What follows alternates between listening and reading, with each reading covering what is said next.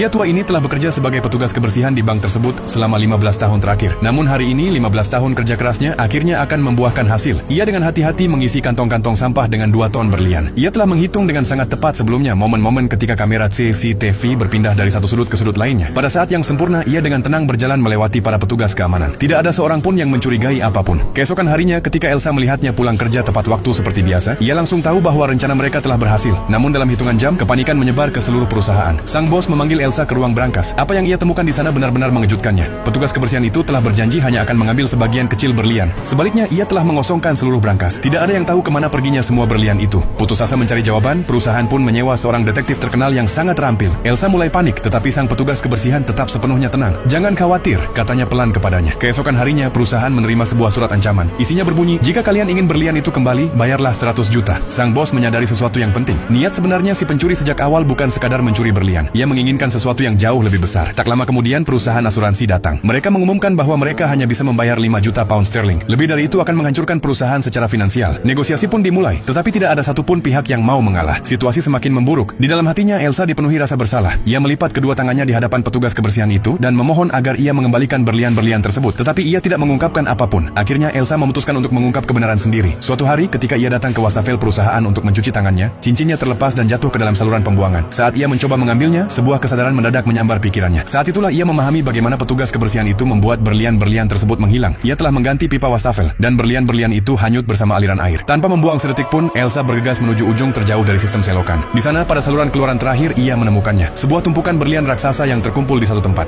Di dunia aneh ini, belajar dianggap sebagai kejahatan. Karena itu, pemerintah melarang belajar sama sekali. Siapapun yang tertangkap membaca buku akan mendapatkan hukuman seberat-beratnya. Saat aturan ini pertama kali diterapkan dalam konstitusi, orang-orang tidak menyadari betapa seriusnya hal ini. Sampai satu persatu, orang-orang yang belajar dibunuh secara misterius. Siapapun yang mencoba belajar melalui internet juga tiba-tiba diserang. Perlahan-lahan, berita tentang kejadian aneh ini mulai muncul di media. Namun suatu hari, saat siaran berita langsung, seorang jurnalis lupa ucapannya. Ketika ia mengambil skrip, wajahnya membeku karena ketakutan. Dan tepat pada saat itu, sebuah mobil liar menabrak studio. Melihat situasi semakin memburuk, para pakar politik segera turun tangan. Akibatnya, tuntutan untuk melarang belajar sepenuhnya semakin meningkat. Kini muncul masalah baru. Aturan lain diberlakukan. Kali ini, orang-orang dilarang bahkan membuat suara api. Awalnya, masyarakat menganggap ini masalah biasa. Tetapi seiring waktu, masalah ini semakin besar. Kesulitan baru mulai muncul bagi orang-orang. Beberapa tahun kemudian, seorang guru rahasia menunjukkan kepada murid-muridnya adegan-adegan lama di layar. Namun para murid sama sekali tidak memahami apapun karena mereka sudah bertahun-tahun tidak belajar. Sekolah hanya menjadi formalitas. Saat itu, seorang anak meninggalkan kelas. Begitu keluar, pandangannya jatuh pada sebuah buku di lantai. Anak itu tidak tahu apa tujuan dari buku-buku itu. Tanpa sengaja, ia mencoba memahami pertanyaan-pertanyaan yang tertulis di dalam buku itu, dan perlahan-lahan matanya mulai melihat dengan jelas. Pertanyaannya kini adalah, apakah usaha